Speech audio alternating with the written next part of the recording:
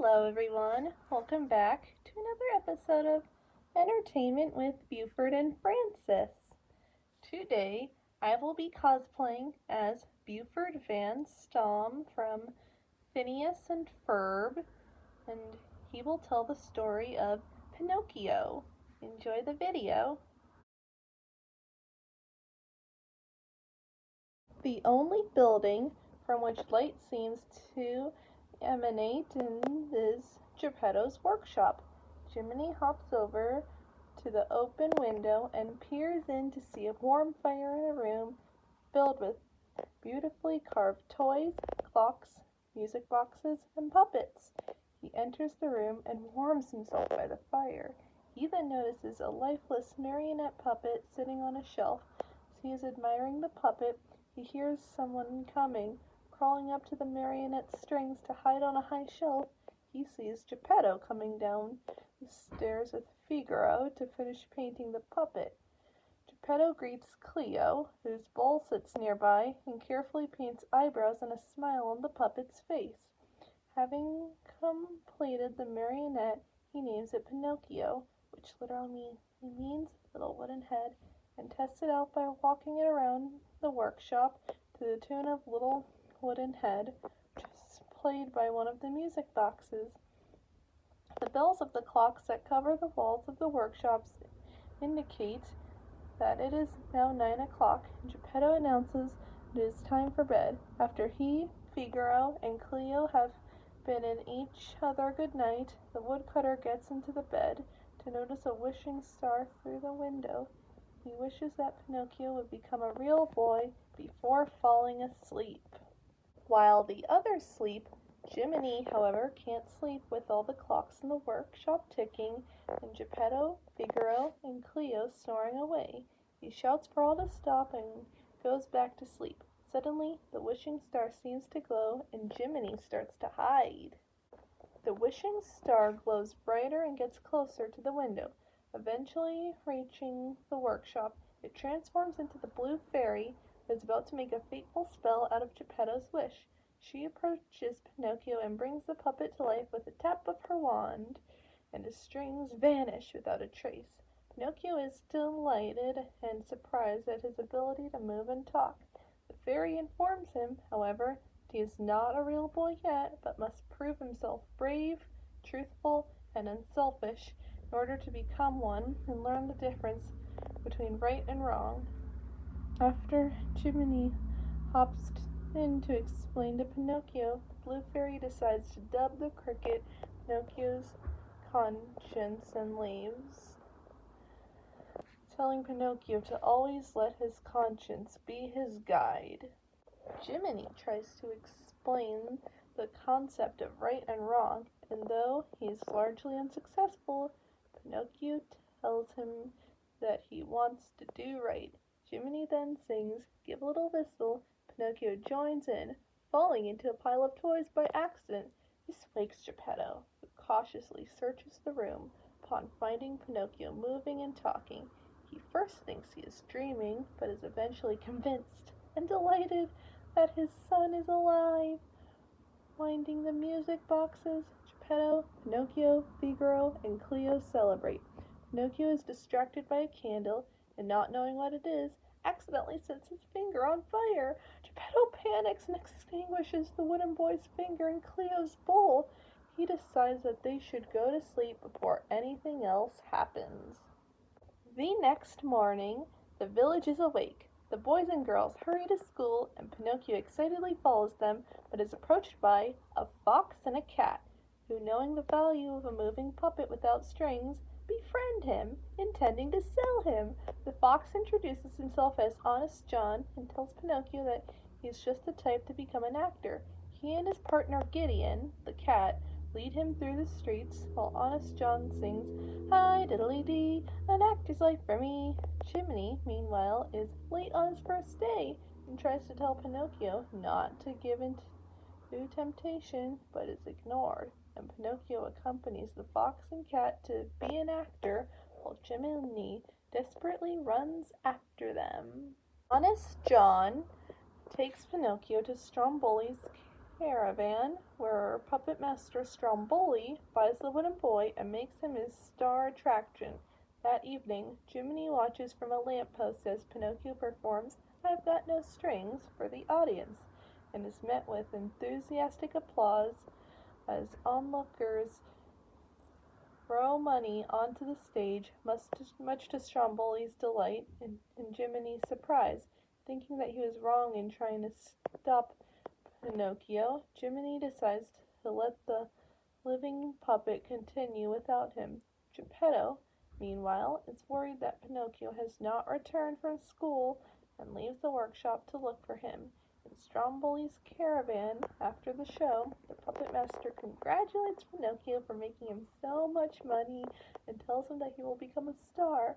Delighted, Pinocchio tries to go home to tell Geppetto and promises to be back in the morning, but is stopped by Stromboli, who grabs him and throws him into a wooden bird cage, so he declares that this will be his home. He tells the boy he will keep him there, taking him out only to put on shows as they tour the world and make money for him. And when Pinocchio is too old to entertain audiences, Stromboli intends to use him for firewood.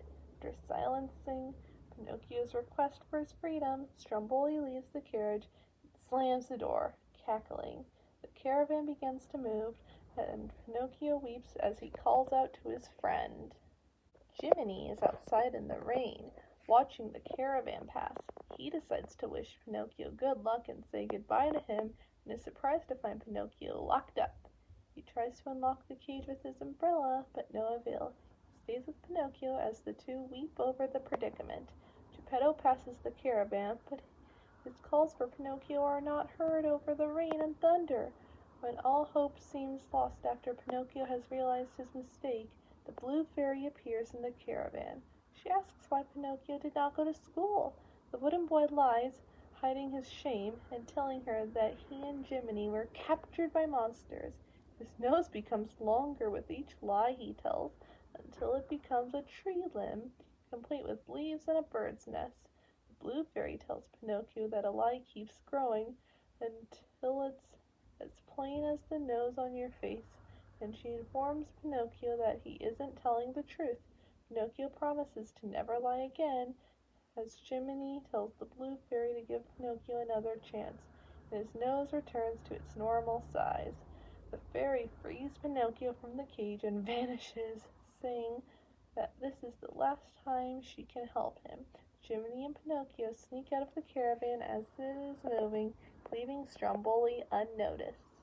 Meanwhile, Honest John and Gideon are celebrating at the Red Lobster Inn.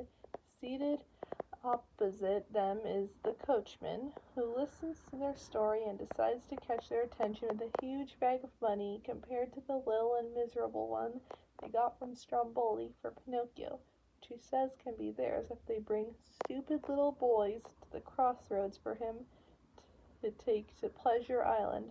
Though poor fellow is at first terrified of getting caught by the law, the coachman assures him that none of the boys ever come back as boys. As soon as they leave the tavern, desperate to find anyone in the empty streets, the fox and cat find Pinocchio racing Jiminy Cricket home while Pinocchio is going home to begin a fresh start tomorrow. Bullfellow and Gideon pretend to be doctors, stating that he is allergic and must go to Pleasure Island to get better. They carry him to the crossroads of Jiminy once again in hot pursuit, while on the coachman's stagecoach, Pinocchio meets a bratty kid named Lampwick, who tells him that Pleasure Island is a swell joint, where boys can run riot without fear of reprimand from authority figures, and everything is freely available. The coach reaches the shore, where the boys board a boat, which takes them to the island. Many of the attractions on Pleasure Island include Rough House, American Indians Tobacco, Model Home for Destruction, which the boys in the crowd indulge in, including fighting, vandalism, drinking alcohol, and smoking cigars. As the boys enjoy themselves at the fairground-like Pleasure Island, the coachman orders his minions to close the doors, locking the unknowing boys in. Later, after an unspecified time, Jiminy searches the now deserted fairground for Pinocchio. He eventually finds him playing pool with Lampwick, scoffs that Pinocchio takes orders from a grasshopper after Jiminy tells Pinocchio that he has to come home right now, and Lampwick laughing at Jiminy, shooting the cricket down the pool gutter when he admonishes him. This causes Jiminy to lose his temper and attempts to leave, quitting as Pinocchio's conscience once again after discovering that Pinocchio is friends with Lampwick. He crawls under the main doors of the fairground to find the coachman and his minions, loading donkeys into crates going to places such as the salt mines and the circus. One donkey, named Alexander, is not able to speak. The coachman throws Alexander into a pen of other donkeys that can still talk. Alexander and the other donkeys, who can still talk, cry and beg for their freedom and to be human again, only for them to be silenced by the coachman with a harsh whip crack and telling those transformed boys that they've already had their fun and now they have to pay for it, which indirectly imparts to Jiminy the knowledge that Pinocchio needs to escape. When Jiminy hears this, he realizes that those donkeys are actually the same boys who went to Pleasure Island, prompting the cricket to panic and rush back to warn Pinocchio. Back in the pool hall, Lampwick is still laughing and mocking about Jiminy by saying that something is going to happen to them. He suddenly sprouts donkey ears, a tail, and his head is transformed into a donkey's. Lampwick asks if he looks like a jackass, and Pinocchio replies that he does and laughs about it with a bray in his laugh. Lampwick tells him that he laughs like a donkey then. He laughs at the bray in it too. Asks Pinocchio if that came out of him, and Pinocchio frantically nods his head. He then feels his furry nose, cheeks, and long donkey ears, starts panicking, then looks into the mirror and panics even more about witnessing the changes. He begs Pinocchio for help, but the boy is only able to look on in fright as Lampwick's hands turn into donkey hooves. Lampwick's last words are a frantic call to his mother before he loses the ability to talk. Completing the donkey transformation, running in a great panic, Lampwick starts to kick anything in the pool hall, breaking the mirror and tables, shaking his clothes off. A speechless Pinocchio hides behind a chair, and his panic increases when he himself sprouts out donkey ears and a tail. Jiminy arrives to tell Pinocchio that Pleasure Island is cursed as the boys are all donkeys, and sees he's partly a donkey now too, then frantically tells him they must leave quickly before he gets any worse. They hurriedly take an escape route in order to avoid the same terrible fate as all the other boys. Together, they jump off Pleasure Island and swim to the shore of the mainland with Pinocchio only having a donkey tail, ears, and a bray in his laugh, leaving the now transformed Lampwick, the transformed boys, the coachman, and his minions behind. Meanwhile, Pinocchio and Jiminy arrive at Geppetto's workshop to discover it deserted and full of dust and spiderwebs since the old woodcutter has left, along with Figaro and Cleo. A message delivered by the blue fairy as a dove informs Pinocchio of his father's location. After venturing out to sea to find Pinocchio, he had been swallowed by Monstro, an enormous whale. Pinocchio resolves to save his father, though Jiminy tries to warn him against it. He accompanies the boy. Tying a rock to his donkey tail, Pinocchio plunges to the bottom of the sea. He and Jiminy begin their search for Monstro. Any sea creatures they attempt to ask flee at the mere mention of his name. Inside the belly of the whale, Geppetto is in a small boat with Figaro and Cleo. They have nothing to eat. Geppetto fears that, unless Monstro opens his mouth soon, they will starve to death. He then wakes up from his slumber to surprise a school of tuna, who flee in all directions.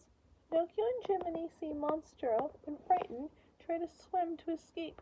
Pinocchio is swallowed alongside the tuna, but the sprightly Jiminy manages to escape, though he is unable to get Monstro to reopen his mouth as the whale has fallen asleep again. Pinocchio finds himself on Geppetto's boat, and the woodcarver is relieved to see his son again. Geppetto laments that they could not get out of the whale. However, Pinocchio has a plan. Gathering some wood, he starts a fire, which causes Monstro to sneeze the raft out. Jiminy jumps on as they fly past. Furious, Monstro chases the raft and smashes it to pieces with his tail. Pinocchio grabs a hold of his father and paddles for a hole in the cliffs. Beyond as a means of escape, Monstro, infuriated as ever, continues to chase after them. Pinocchio succeeds in getting through the hole in the cliff just as Monstro crashes into it. Geppetto, Jiminy, Figaro, and Cleo wash up on a shore alive, but Pinocchio is seen floating face down in a deep puddle, apparently having died while trying to save his father. In Geppetto's workshop, Jiminy, Geppetto, and his pets mourn Pinocchio's death. However, for saving his father, Pinocchio has proved himself brave, truthful, and unselfish. The blue fairy from afar grants him life, and he becomes a real boy. The donkey ears and tail disappear. Pinocchio shows the others that he is alive and a real boy. Everybody begins to celebrate once again. While the others celebrate, Jiminy, standing on the window ledge, gazes at the wishing star and thanks the fairy. As a reward, a gold medal declaring him an official conscience appears on his coat. The wishing star shines in the sky, protecting and illuminating the village forever.